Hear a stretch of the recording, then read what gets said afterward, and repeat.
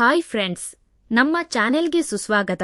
ಜೀವನದಲ್ಲಿ ಕೆಲವು ಆಕಸ್ಮಿಕ ಘಟನೆಗಳು ನಮ್ಮ ನೆನಪಿನ ಬುತ್ತಿಯಲ್ಲಿ ಶಾಶ್ವತವಾಗಿ ಉಳಿದುಬಿಡುತ್ತವೆ. ಅಂತಹದ್ದೇ ಒಂದು ಕುತೂಹಲಕಾರಿ ಮತ್ತು ರೋಮಾಂಚನಕಾರಿ ಕಥೆಯನ್ನು ನಾನು ಇಂದು ನಿಮ್ಮ ಮುಂದೆ ತಂದಿದ್ದೇನೆ.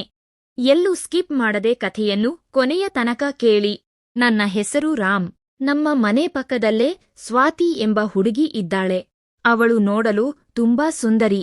ಸಾಲದಕ್ಕೆ ನನ್ನ ಕ್ಲಾಸ್ಮೇಟ್ ಸಂಜು ಮತ್ತು ಪ್ರತೀಕ್ಷಾಳ ಹತ್ತಿರದ ಸಂಬಂಧಿ ಕೂಡ. ಅವಳ ಆ ಮುಗ್ಧ ಮುಖ ಮತ್ತು ನಗು ಯಾರನ್ನಾದರೂ ಸೆಳೆಯುವಂತಿತ್ತು.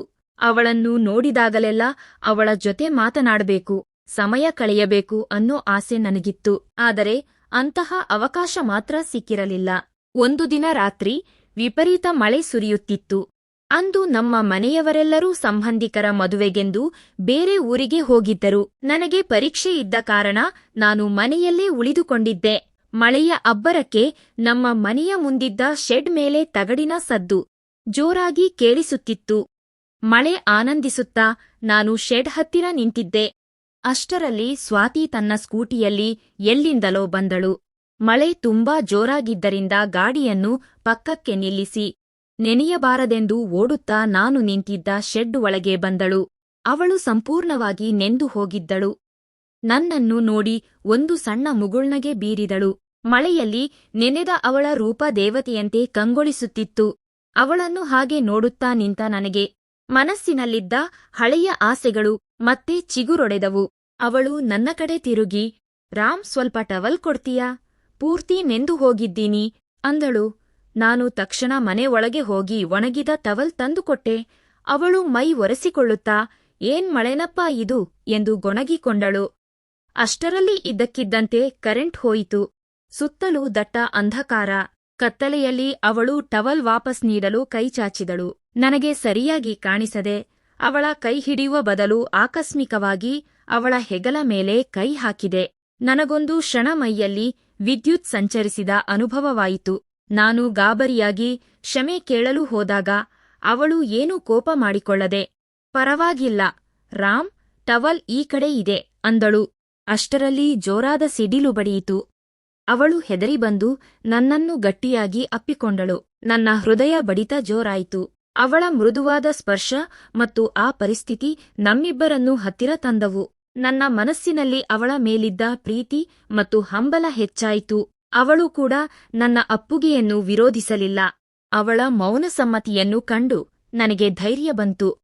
ಅವಳನ್ನು ಎತ್ತಿಕೊಂಡು ಮಳೆಯಲ್ಲಿ ನೆನೆಯುತ್ತಲೇ ಮನೆ ಒಳಗೆ ಹೋದೆವು. ಅಂದು ರಾತ್ರಿ ನಮ್ಮಿಬ್ಬರ ನಡುವೆ ಒಂದು ಮಧುರವಾದ ಸಂಬಂಧ ಬೆಳೆಯಿತು. ಲೋಕವನ್ನೇ ಮರೆತು ನಾವು ಪರಸ್ಪರ ಸುಖವನ್ನು ಹಂಚಿಕೊಂಡೆವು.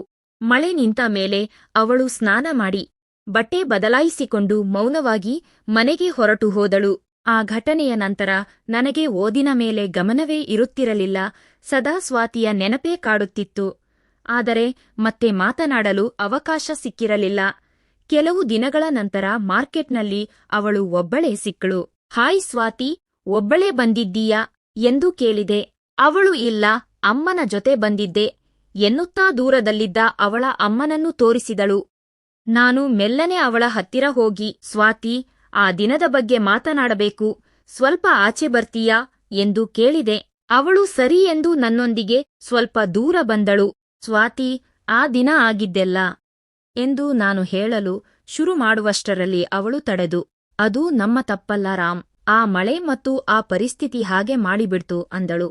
ನಾನು ಮೆಲ್ಲನೆ, ನನಗೆ ಈಗಲೂ ಪ್ರತಿ ರಾತ್ರಿ ನಿನ್ನ ನೆನಪೇ ಆಗುತ್ತೆ ಅಂದೆ. ಅದಕ್ಕೆ ಅವಳು ನಾಚುತ್ತಾ, ನನಗೂ ಅಷ್ಟೇ ರಾಮ್, ಸ್ನಾನ ಮಾಡುವಾಗಲೆಲ್ಲ ಆ ನೆನಪುಗಳು ಕಾಡುತ್ತವೆ ಎಂದಳು. ನಮ್ಮಿಬ್ಬರ ಮನಸ್ಸು ಒಂದೇ ಆಗಿತ್ತು. ನಾನು ಮತ್ತೆ ಭೇಟಿಯಾಗೋಣ ಅಂದಾಗ ಅವಳು ಒಂದು ಉಪಾಯ ಹೇಳಿದಳು. ಮುಂದಿನ ಸೋಮವಾರ ನಮ್ಮ ಅಜ್ಜಿಯ ಮನೆಯಲ್ಲಿ ಪೂಜೆ ಇದೆ. ಮನೆಯವರೆಲ್ಲ ಶನಿವಾರ ರಾತ್ರಿಯೇ ಹೋಗುತ್ತಾರೆ. ನಾನು ಕಾಲೇಜು ನೆಪ ಹೇಳಿ ಇಲ್ಲೇ ಇರುತ್ತೇನೆ. ನೀನು ಭಾನುವಾರ ಬೆಳಿಗ್ಗೆ ಬಾ ಎಂದು ತನ್ನ ಫೋನ್ ನಂಬರ್ ನೀಡಿದಳು. ನನಗಂತೂ ಭಾನುವಾರಕ್ಕಾಗಿ ಕಾಯುವುದೇ ಒಂದು ಯುಗವಾದಂತೆ ಅನಿಸಿತು. ಭಾನುವಾರ ಬೆಳಗ್ಗೆ ಮನೆಯಲ್ಲಿ ಫ್ರೆಂಡ್ಸ್ ಜೊತೆ ಗ್ರೂಪ್ ಸ್ಟಡಿ ಇದೆ ಎಂದು ಸುಳ್ಳು ಹೇಳಿ ಬ್ಯಾಗ್ ಹಾಕಿಕೊಂಡು ಹೊರಟೆ. ದಾರಿಯಲ್ಲಿ ಅವಳು ಕೇಳಿದಂತೆ ಚಿಕನ್ ಬಿರಿಯಾನಿ, ಚಿಲ್ಲಿ ಚಿಕನ್ ಮತ್ತು ಸೋಡಾವನ್ನು ಪಾರ್ಸೆಲ್ ಮಾಡಿಸಿಕೊಂಡು ಅವಳ ಮನೆಗೆ ಹೋದೆ.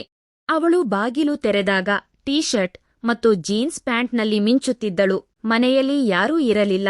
ಅವಳು ಅಡುಗೆ ಮನೆಯಲ್ಲಿ ಊಟದ ತಟ್ಟೆ ಸಿದ್ಧಪಡಿಸುವಾಗ ನಾನು ಹಿಂದಿನಿಂದ ಹೋಗಿ ಅವಳನ್ನು ಅಪ್ಪಿಕೊಂಡೆ. ಮೊದಲು ಊಟ ಮಾಡೋಣ ಬಾ ರಾಮ್ ಅಂದಳು. ಆದ್ರೆ ನಾನು ಊಟ ಆಮೇಲೆ ಇರಲಿ, ಮೊದಲು ನಿನ್ನ ಸನಿಹ ಬೇಕು ಅಂದೆ. ಅವಳು ನಗುನಗುತ್ತಲೇ ನನ್ನ ಪ್ರೀತಿಗೆ ಶರಣಾದಳು. ಅಂದು ಇಡೀ ದಿನ ನಾವು ಆ ಮನೆಯ ಪ್ರತಿ ಮೂಲೆಯಲ್ಲೂ ನಮ್ಮ ಪ್ರೇಮದ ಸಂಭ್ರಮವನ್ನು ಆಚರಿಸಿದೆವು. ಒಟ್ಟಿಗೆ ಸ್ನಾನ ಮಾಡಿದೆವು, ತಂದಿದ್ದ ಬಿರಿಯಾನಿಯನ್ನು ಪರಸ್ಪರ ತಿನ್ನಿಸಿದೆವು. ನಂತರ ಸೋಫಾ ಮೇಲೆ ಕುಳಿತು ಕೆಲವು ರೊಮ್ಯಾಂಟಿಕ್ ವಿಡಿಯೋಗಳನ್ನು ನೋಡುತ್ತಾ ಸಮಯ ಕಳೆದವು. ಆ ದಿನ ನಮಗೆ ಜಗತ್ತಿನ ಯಾವುದೇ ಚಿಂತೆ ಇರಲಿಲ್ಲ, ಕೇವಲ ನಾನು ಮತ್ತು ಅವಳು. ಗೆಳೆಯರೇ, ಪ್ರೀತಿ ಮತ್ತು ಆಕರ್ಷಣೆ ಯಾವಾಗ ಹೇಗೆ ಚಿಗುರುತ್ತೆ ಅಂತ ಹೇಳೋಕೆ ಆಗಲ್ಲ. ಅಂದು ಶುರುವಾದ ನಮ್ಮ ಈ ರಹಸ್ಯ ಸಂಬಂಧ ಇಂದಿಗೂ ಯಾರಿಗೂ ತಿಳಿಯದಂತೆ ಮುಂದುವರಿಯುತ್ತಿದೆ.